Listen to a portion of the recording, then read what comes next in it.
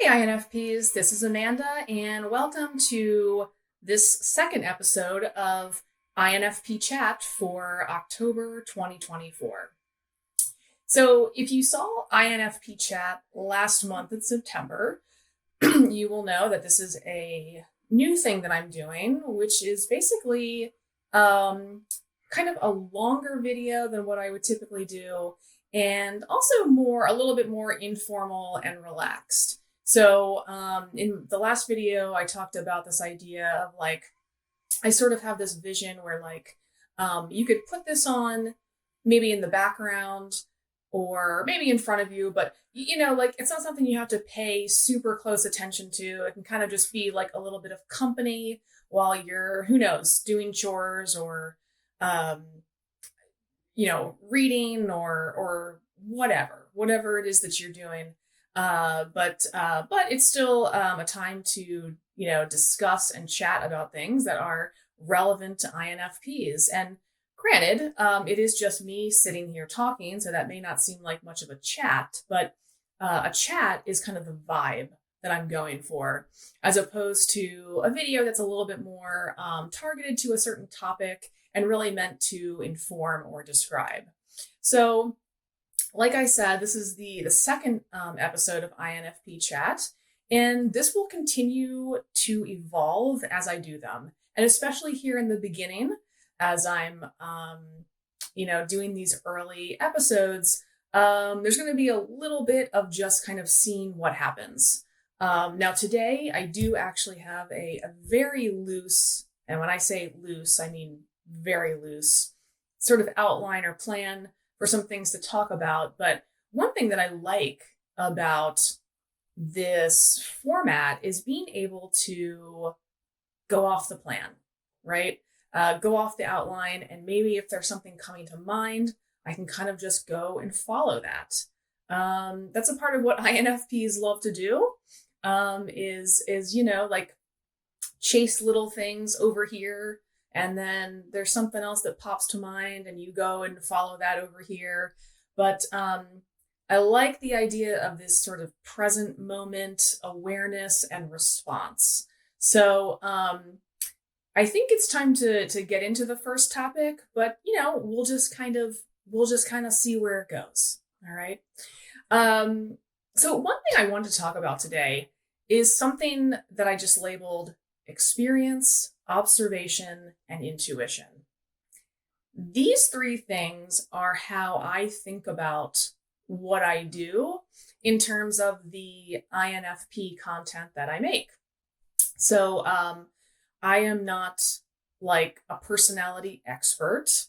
I'm not a productivity expert.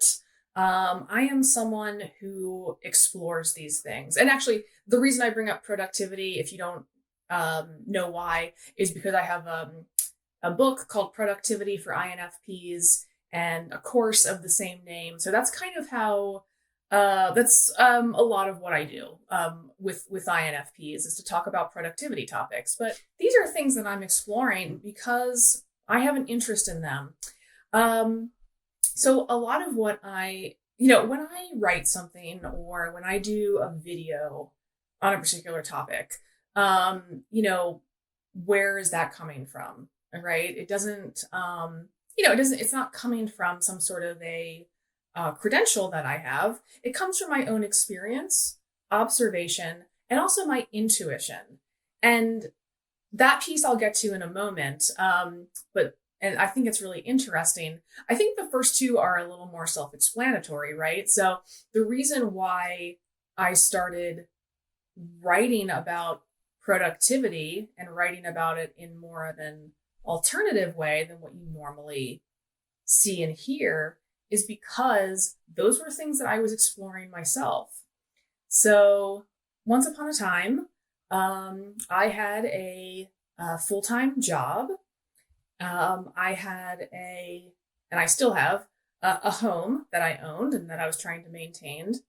And I also had a hobby and then a side business that revolved around writing and self-publishing. And basically, I was trying to figure out how to do all this stuff. I was trying to figure out how to get stuff done and not just get it done, but get it done in a way that felt authentic to me and in a way where I could be as relaxed as possible. So I wanted to complete stuff and feel good in the process and after I was done. And because I was exploring this in my own life, I used to do a lot more blogging on my website. And so I was writing about it. And I was only writing about it because it's what I was interested in and what was going on in my own life. I had no other purpose. I didn't think it was necessarily going to go anywhere. Like it was just my interest. And what ended up happening is that I found that other people were interested in that too. But that's not the point of this story. So that was just my experience. And then of course, it's not just about what I directly am experiencing, but also what I'm observing, right? So like when I talk to other INFPs that I know, when we discuss something, or when I go out and I read something and or watch something, like I'm taking in information there as well, right? I'm thinking about my own experiences with whatever the particular topic is, but then I can also go and gather other information from other people, and it kind of rounds out what I know about the topic. So that's really where I like to teach from. Right? Like I am a person, like I am an INFP personality type, and I enjoy writing and creating things from my own experience that is helpful to other people like me in that way. And that's where this is coming from. But the piece here, like the last piece of that, of those three things, is the intuition piece. And this is really interesting. And it's only really in hindsight that I've been able to understand this piece. I think I've always understood that I like to talk and teach from my own experience because that feels powerful. But where intuition is playing a role is letting me know the pieces of my experience and observation that are relevant to others. So, right, because I don't know that for certain. I don't have like research that backs that up. I don't have, I don't know, some kind of proof in front of me where I can know exactly like this is relevant to other INFPs. But my intuition tells me what likely is. So I think the very first piece of INFP content that I created was a blog post, probably back in 2009 or 2010. And it was called 5 Reasons Why It's Great to Be INFP. I'll go ahead and link to that under the video if you want to take a look at that. But when I wrote that, I was saying, hey, here's what I think are like 5 great qualities of being INFP. But I had the sense that they weren't just my own qualities, like they were coming from my own experience, but they were also true for other INFPs. And that truth was something that I did not consciously know. I just intuitively knew it. It's the same thing with any kind of productivity suggestions that I'm giving or advice. It's my intuition tells me like what in my own experience is probably relevant to other people. But it's always interesting because, like I said, it's not a conscious, like I don't always know why I know that. It just feels true to me in my body, really. It's almost like a felt sense. And then, of course, if I put something out there, I get to also see like what kind of feedback I'm getting on it. So that helps me refine what actually is relevant to other people. But I sometimes think about this process that I have. I don't know that I've ever written about it or spoken about it before, but like anything that I'm kind of doing for INFPs is based on that experience, observation, and intuition. And of course, I find that intuition piece in some ways the most interesting because it's like the director of that process. But anyway, I'd be curious to know if any INFPs out there, or even any non-INFPs, if you relate to that idea about your intuition kind of directing you in a way that you don't consciously understand. I'd be, if you have similar experiences to me, I'd be really interested to hear that. Or if that sounds entirely unfamiliar to you, I'd be interested to hear that as well. But yeah, I just thought it would be interesting to talk a little bit about that process and how I'm doing stuff and how I'm coming up with the content that I'm creating. Because it is, yeah, it's a sort of a, how do I want to describe that? I almost want to call it like a soft process, or, it doesn't have real hard lines to it. It's a sort of, I'm kind of feeling my way along, as I come up with things to share and to talk about. But it's actually a really good segue into the second thing I wanted to talk about, which the second topic I wrote down on my plan, or on my, I really should call it, it's not so much a plan, it's almost more of it's a list of possibilities, right? So I could talk about any of these things or not, or go off onto something completely different. But I do have it here written in front of me. But another way that I do get ideas for content is actually just from taking questions from people, or just like maybe just observing something that someone else has written about or spoken about, and deciding that would be cool or interesting to take on. So basically, I do use like real concrete feedback from outside of me as well. Not just my own experience, observation, and intuition. And so I got a question, like probably, within the last month or two. And this was from a subscriber to, actually both of the INFP newsletters that I have, because I do have two. I'll talk about them a little bit later, but basically one is free and one is paid. And the free one is like a little bit, sort of shorter, quicker resources. And then the paid one is actually long form essays and articles. But I'll talk about this a little bit later, like I said. But anyway, this person sent me an email and asked about grip stress. If you're familiar with that term, and if you're not, I will describe it a little bit. But they were asking what to do.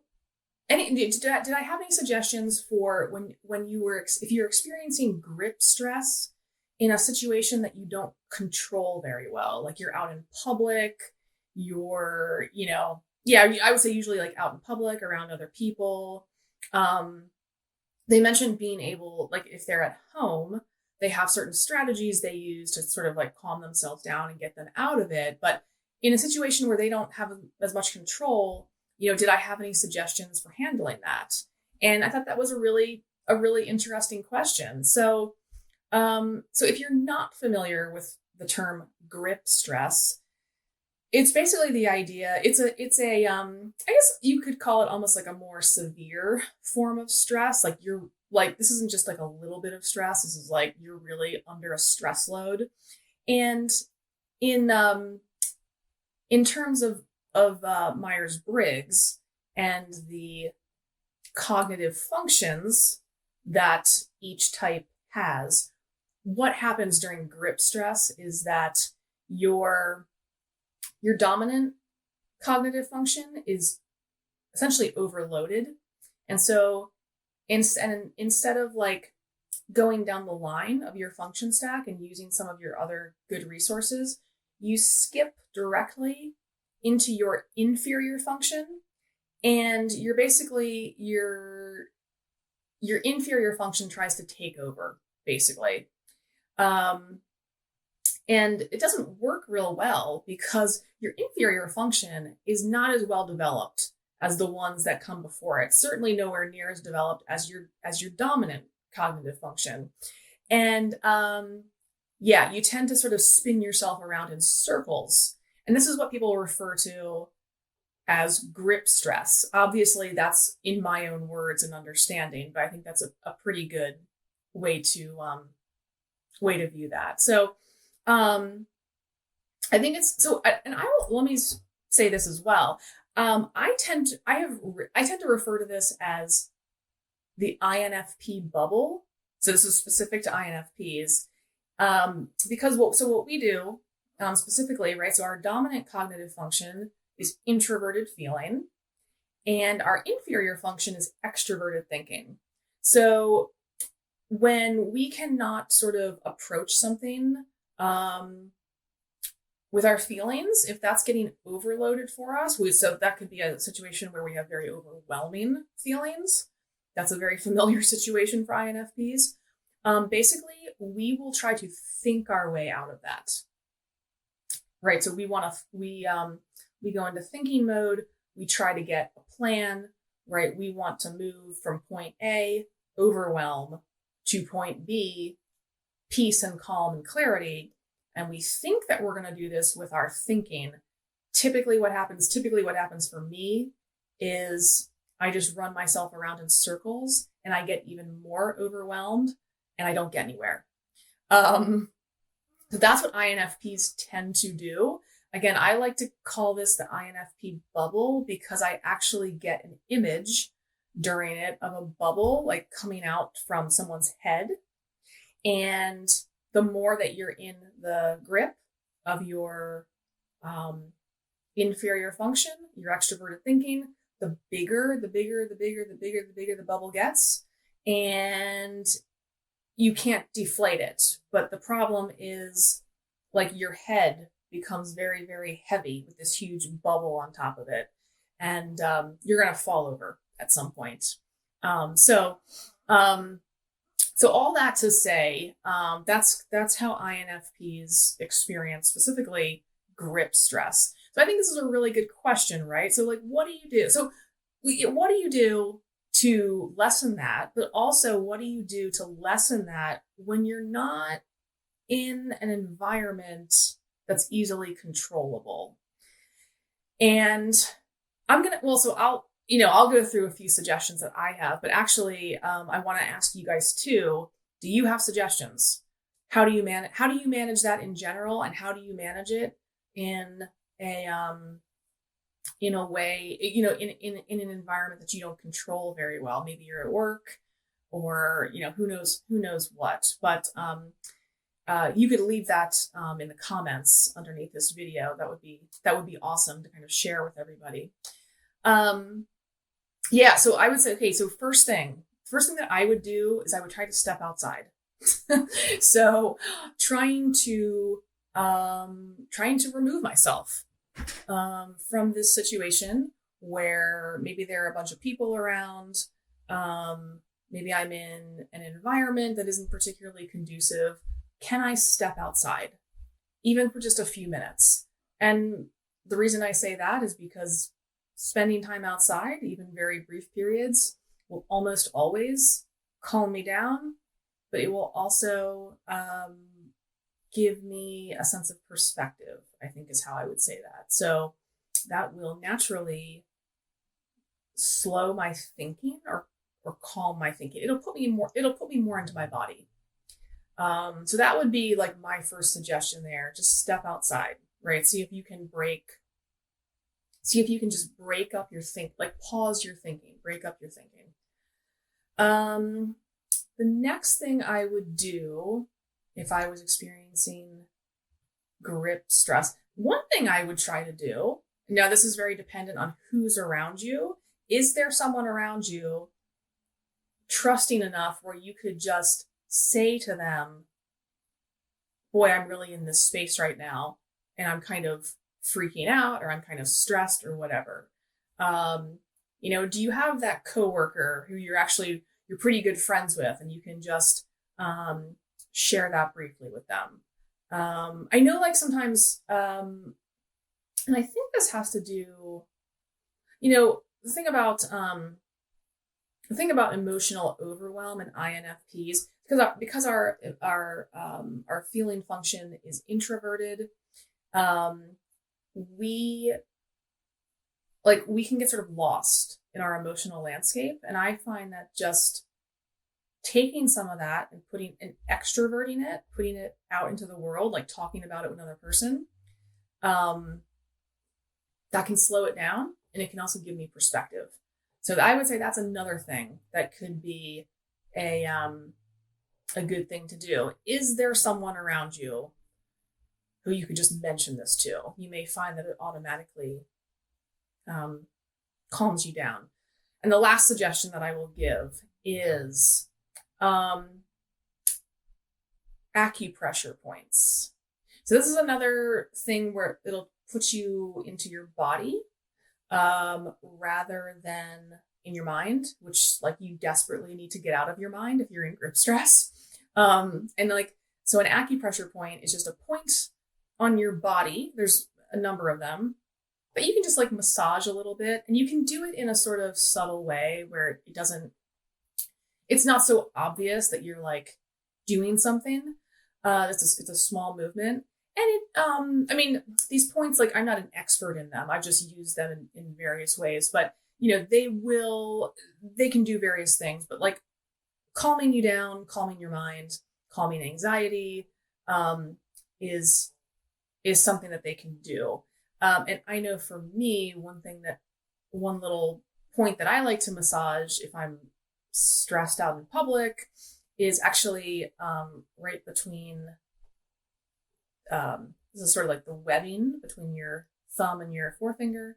So it's like right there. So that's where the point is. So you can just you can just kind of like massage or squeeze. And and I find that gives me a little, takes some of the pressure off, or like I said, calms me down, soothes some anxiety, brings a little bit more mental clarity. So I like to use that one.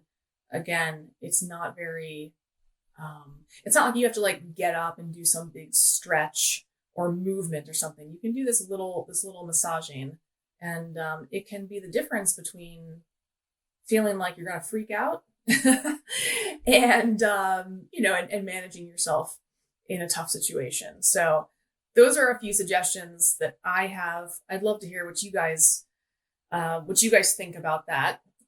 Either my suggestions or give any suggestions of your own.